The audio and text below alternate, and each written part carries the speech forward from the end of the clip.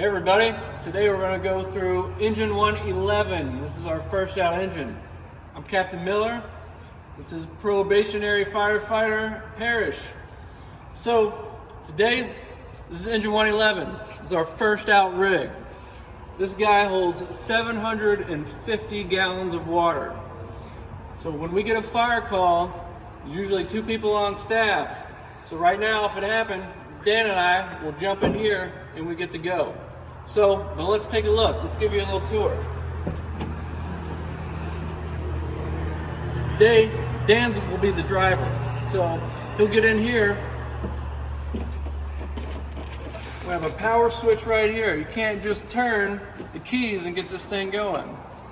So we turn the power on, warm her up, and then we get going. From his controller here, you don't actually have to. He can control lights, scene lighting.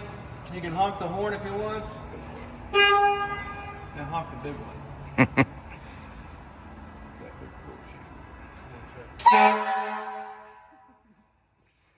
In there, we also have other things that we can use. We have emergency response guide, extra radios.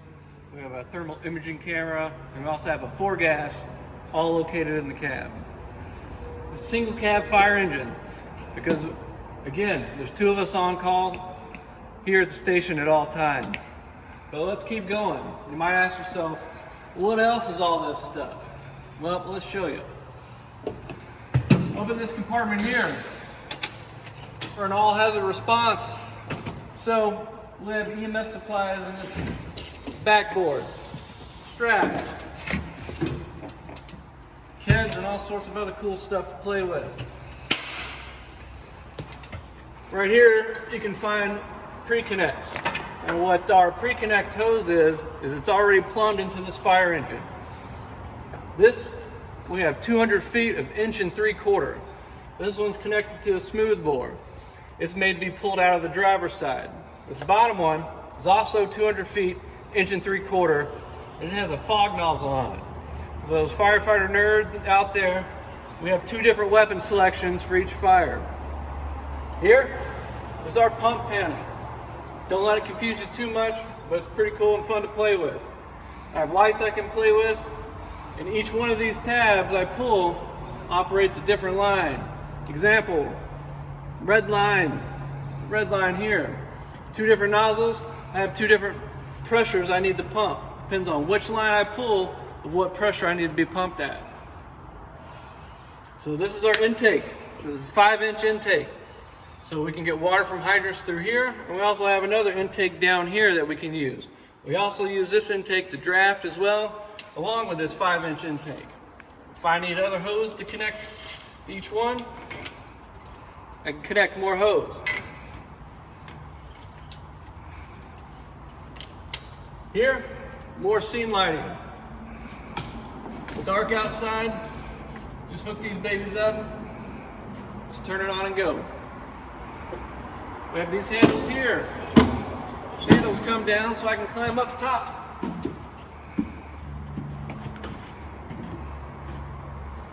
Up here, we have a deck gun.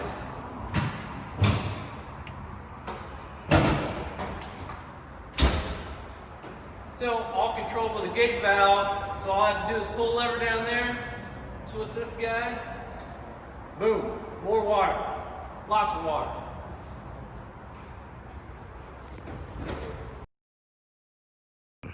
All right, let's check out the rest of this engine. Right in this compartment here is the engineer compartment. Here, I can find adapters for different hoses, extra nozzles.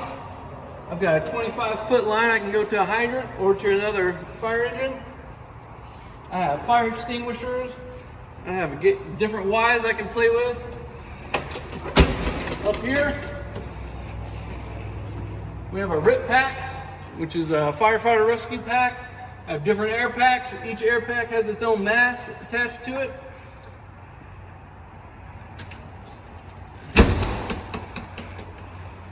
This compartment also has the same.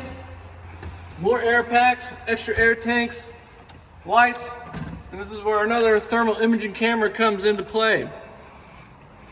It's here. I can go around and check out, make sure Proby It's still alive. This is how we find victims and help finding the actual seat of the fire.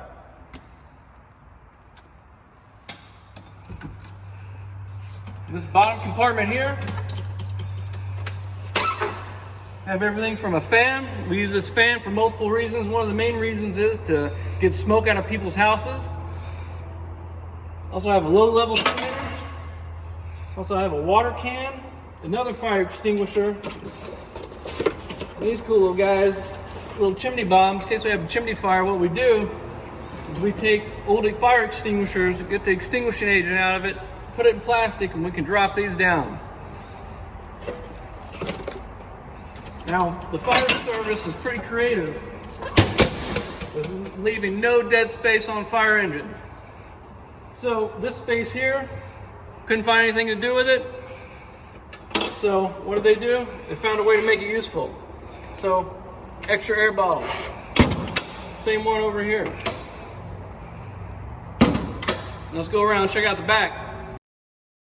All right, now let's take a look at the back of this beautiful engine. Here, I have a hydrant wrench and 2 spanners. I need this hooking up to a hydrant. These spanners maybe to hook up to hoses to each other, or on the hydrant. This back compartment right here. In it, I have 2 links of hard suction. This is what we use to get water out of some drop tanks, or even rivers, or maybe your swimming pool if you're lucky. So we found some dead space up on this one, so we put a piercing nozzle and a roof hook in it. Let's take a look at this middle section. Start with the bottom. These are what we call cribbing. This is what we'll use to help stabilize a vehicle or any other structure that's not stable. Multiple different sizes and shapes. Here at the bottom, we have excavation tools. We have cutters, spreaders, and a ram. We'll also have an electric fan if we need another fan on scene. This is our K12 saw. Pretty powerful, really like it. And up at this compartment here, we have multiple hand tools that you'd find in your everyday toolbox at home. We also have an air chisel.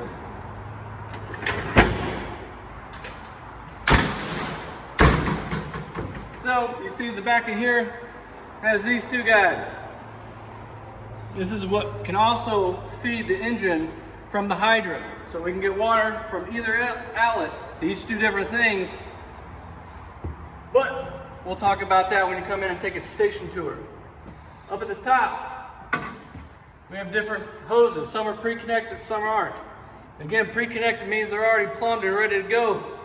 All my firefighter has to do is pull this, and he's gonna get hose, and we pull the line and we get water. We don't have to connect to anything.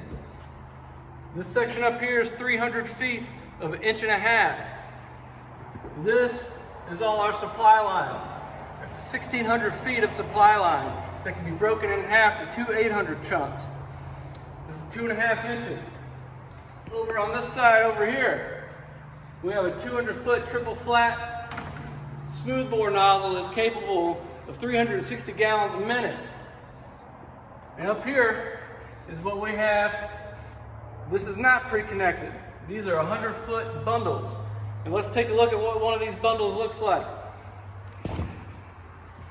Currently have them in a Gassner load, or what is also known as a Cleveland load.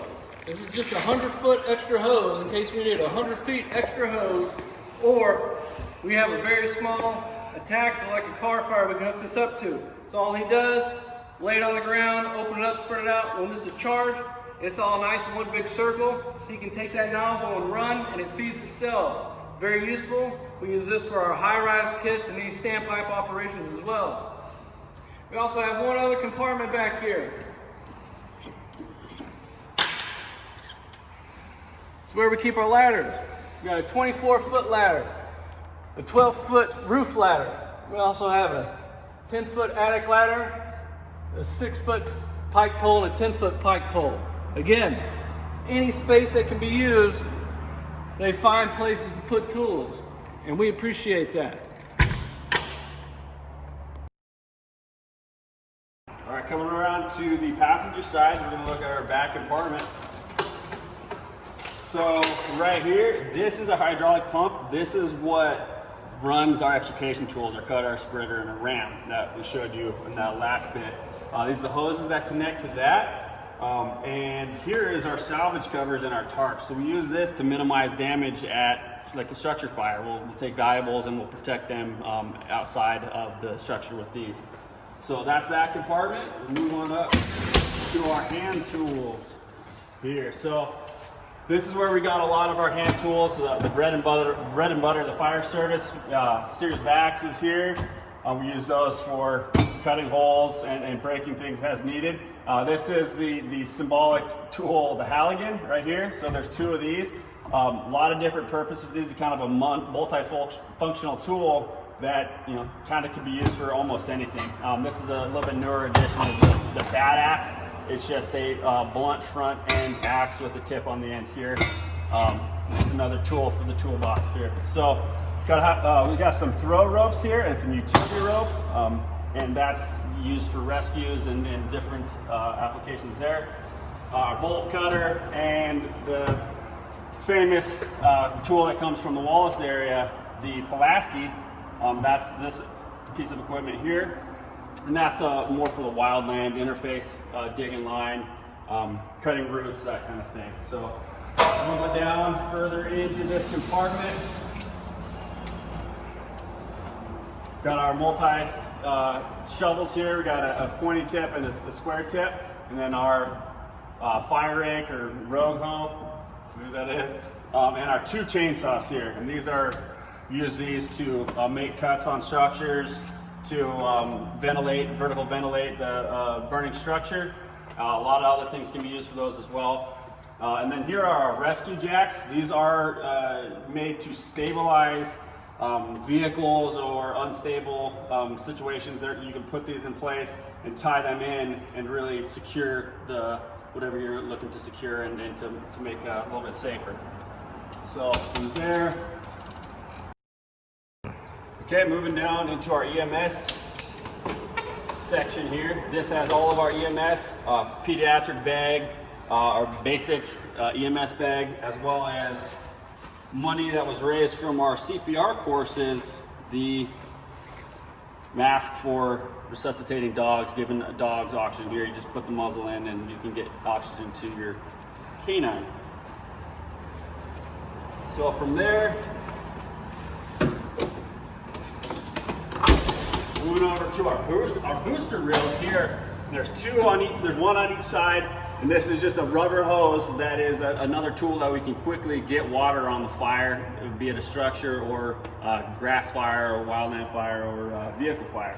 So these are really handy, and they come off both the sides there. From there, this is the other side of our pre-connect, our laterals, here's our fog nozzle. On the other side, we showed you our smooth bore, and this is our fog nozzle over here, which has an adjustable tip, and this is more so what we're going to attack, like a vehicle fire or something that we need to be able to adjust the stream, and that's what that fog nozzle will do there.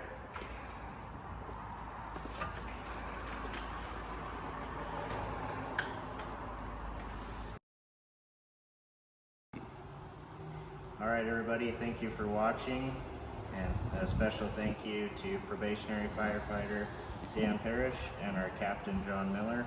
Go ahead and stay tuned for more videos. We plan on doing these about once a month, and we're going to keep the next vehicle a surprise from you guys, just so you guys have to tune in and come join us again. Thank you guys, and be safe out there.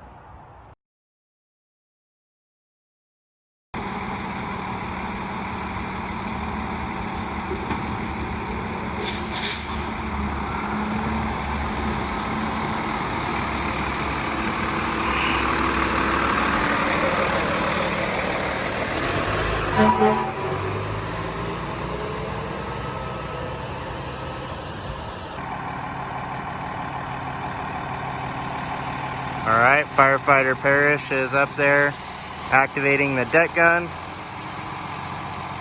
This is primarily used in defensive fire functions and is a great tool to be able to stay a good distance away from any hazards and extinguish the fire.